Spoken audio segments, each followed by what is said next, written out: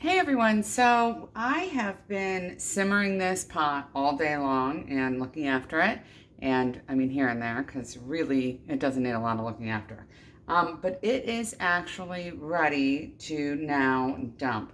And I've been cooling it for a couple hours. If it's too hot, I will actually stop and let it cool some more because I dump my broth into these large Rubbermaid containers I have. They are BPA free, but I am not super comfortable dumping anything too hot into them. So I have my mesh strainer, and this one goes right over the sink, so I can go ahead and put my bowl underneath it. I don't happen to have a bowl that is big enough to dump this into, but if you do, then you don't really need to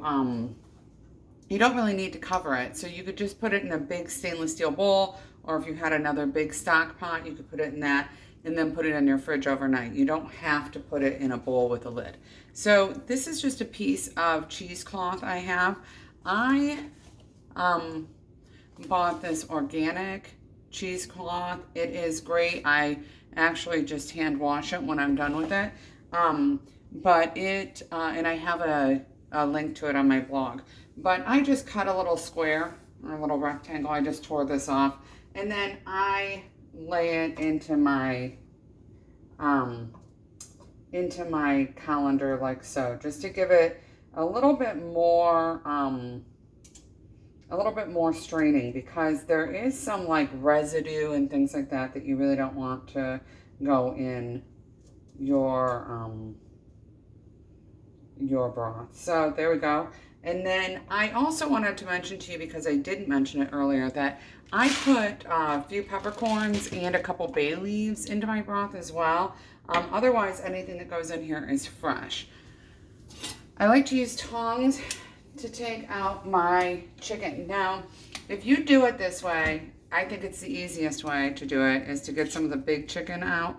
But the thing is as soon as you mess with the chicken inside the broth, like I'm doing right now, it's likely to turn your broth a little cloudy. Now, I don't care because I'm just personally eating it, but I know some people really want their broth to be crystal clear, and if that's you, then you're gonna go ahead and just dump this straight into the colander and do not start pulling anything out of the pan the way I am right now. So, oh, look at that. That whole piece of cauliflower stayed there. I'm gonna actually toss that because I am not going to reuse it. Some of the vegetables I might reuse because they're great if you just throw them into some soup.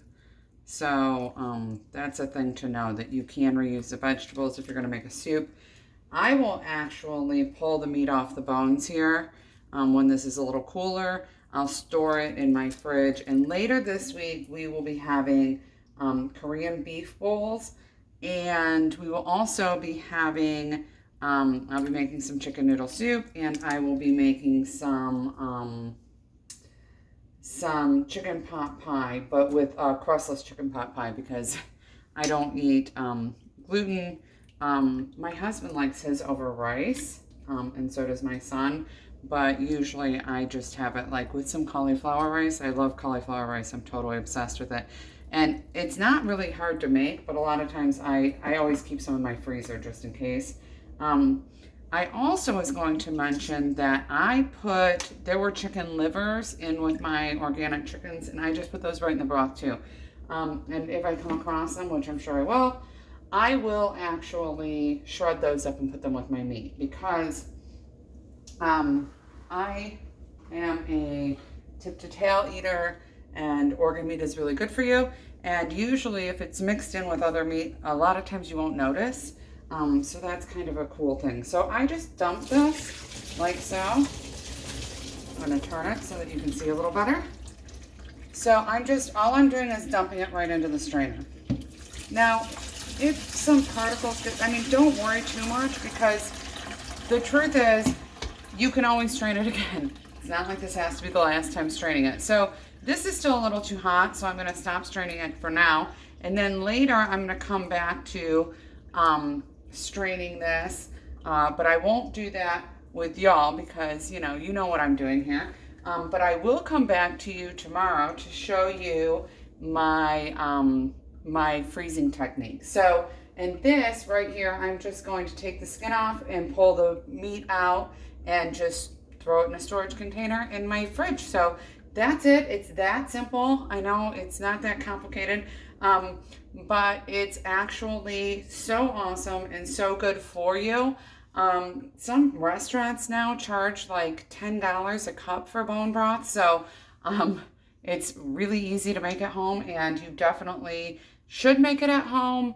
You will love it. My whole house smells amazing, by the way. It's totally incredible. And I have a kid at college, and when they come home and smell the broth, they're just beside themselves, happy with the smell of home. So anyways, I will be back with you tomorrow to talk about freezing methods. And all week, we're going to be talking about food waste. So we're going to talk about several ways to avoid food waste. The 4 S's to avoid food waste are stir fry, soup, slaw, and smoothies. So if you have food in your house, rather than pitching it, you should really consider making soup out of it, putting it in a smoothie, tossing it into a stir fry, or just shredding it up and making some slaw. So those are all great options. You can basically use anything you have on hand. You don't have to jump through a bunch of hoops to make those things. They're pretty simple. And I mean, who doesn't love like homemade soup, like for real? So anyways, that's what I've got for you today, and we will talk again soon. Bye.